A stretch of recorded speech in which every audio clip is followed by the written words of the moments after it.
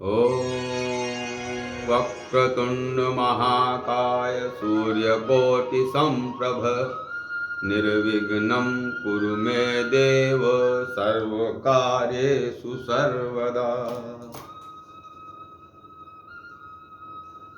अद्वैत सिद्धांत के प्रतिपादक आदि शंकराचार्य।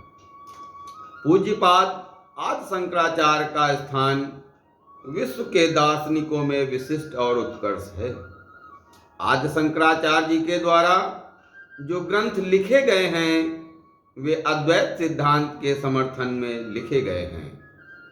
आदि शंकराचार्य के समय भारतवर्ष में बौद्ध आदि अनेक संप्रदाय प्रचलित हो गए।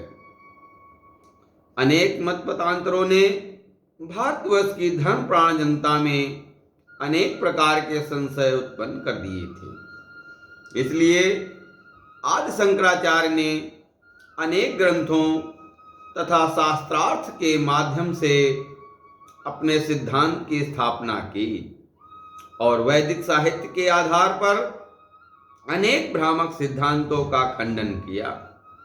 वेदों के अंतिम भाग वेदांत अर्थात उपनिषदों पर आदि शंकराचार्य जी का भाष्य है। इसके अतिरिक्त इन्होंने ब्रह्मसूत्र और भगवद गीता में संस्कृत भाषा में भाष्य लिखे। इनके द्वारा लिखे गए उत्कृष्ट भाष्य साधकों के लिए विशिष्ट हैं और साधना पथ पर चलने वाले व्यक्ति के लिए प्रेरणा स्रोत हैं। आदि शंकराचार्य ने यद्यपि बहुत छोटी आयु में ही अनेक वैदिक और दार्शनिक ग्रंथों का अध्ययन कर लिया था और उसके उपरांत उन्होंने अनेक ग्रंथ लिखे। इनका यह मानना था कि मानव जीवन मुक्ति की प्राप्ति हेतु ही है, इसका अन्य कोई उद्देश्य नहीं है। शंकराचार्य जी का एक विशिष्ट ग्रंथ विवेक चूड़ामणि है, जिसमें उन्होंने अद्वैत सिद्धांत की स्थापना विशिष्ट रूप से की है। उसी ग्रंथ के कुछ प्रमुख अंश यहाँ प्रस्तुत किए जा रहे हैं ताकि आदि शंकराचार्य जी के द्वारा जो विचार प्रस्तुत किए गए हैं उससे साधक लाभान्वित हो सके। मनुष्य जन्म की दुर्लभता के विषय में शंकराचार्य जी के विचार। जंतूनाम नरजन्म दुर्लभमता पुंसत्वं ततो विप्रता तस्माद्वैदिक धर्मार्गपर्ता विद्वत्तमस्मात् परम आत्मानात्म विवेचनम स्वनुभो ब्रह्मात्मना संस्थिति मुक्तिर्नो सत्कोटि जन्मसु कृतैः पुण्यैर विना लभ्यते। शंकराचार्य जी के अनुसार मनुष्य का जन्म अत्यंत कठिन है। मनुष्य जन्म मिलने के उपरांत पुरुष होना कठिन है। उसमें सम दम तप क्षमा भाव आर्जवम ज्ञान विज्ञान तथा आसक्ति भाव का होना कठिन है। उपरोक्त गुण होने पर वैदिक धर्म का पालन कठिन है। वैदिक धर्म का अनुकरण करने वाला होने पर विद्वान होना कठिन है। विद्वान होने के पश्चात आत्मा अनात्मा का विवेचन स्व अनुभव ब्रह्मात्मना होना कठिन है। इससे कठिन मुक्ति है, यह करोड़ों जन्मों के पश्चात ही मिलती है।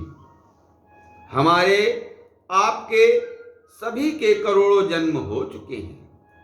यह सब विधि व्यवस्था के अधीन है। मनुष्य का जन्म अत्यंत दुर्लभ है, अर्थात भगवान की विशेष कृपा के फलस्वरूप प्राप्त होता है। नर जन्म के दो स्वरूप हैं, नर नारी। नर अर्थात पुरुष जो उत्कृष्ट समझा जाता है। नारी पुरुष की उत्पत्ति का कारण है तथा पूजनीय है, परंतु पुरुष उत्कृष्ट है।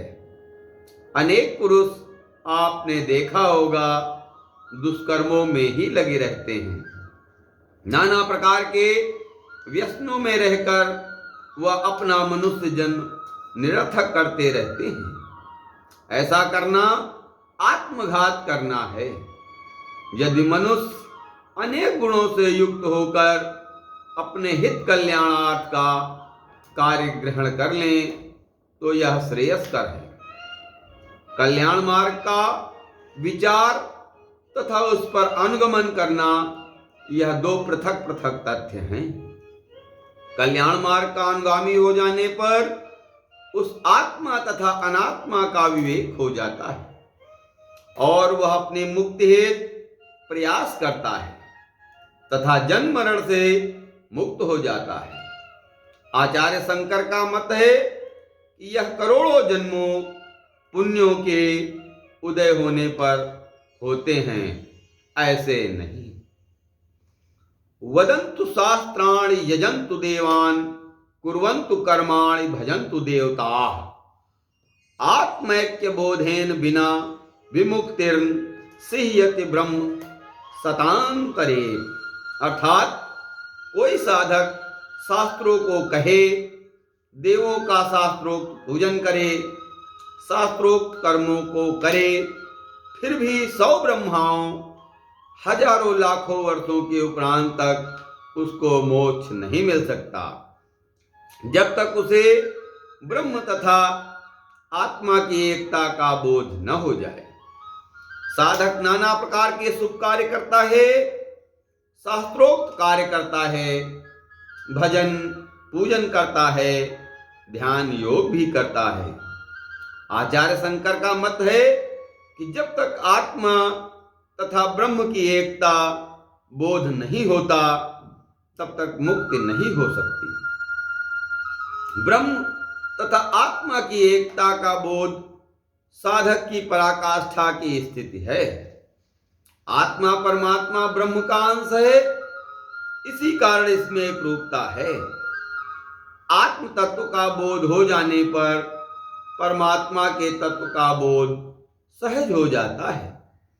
श्री गीता जी में भी परम दृष्ट्वा निवर्तते, परमात्मा के दर्शन से राग निवृत्त हो जाता है, ऐसा प्रकरण आता है।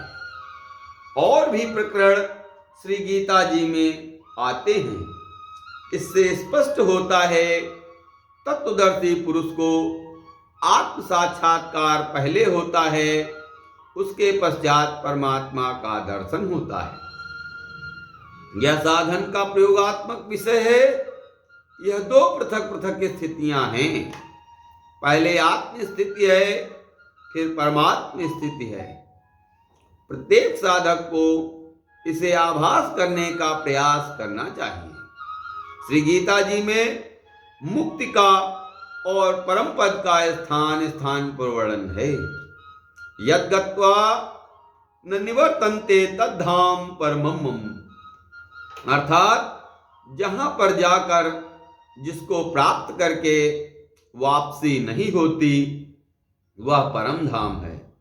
आचार्य शंकर ने आत्मा तथा ब्रह्म की एक रूपता और मुक्ति को स्वीकार किया है। ओम पूर्णमदः पूर्णमिदं पूर्णात् पूर्णमुदच्यते पूर्णस्य पूर्णमादाय पूर्णमेवावशिष्यते। ओम शांति शांति शांति।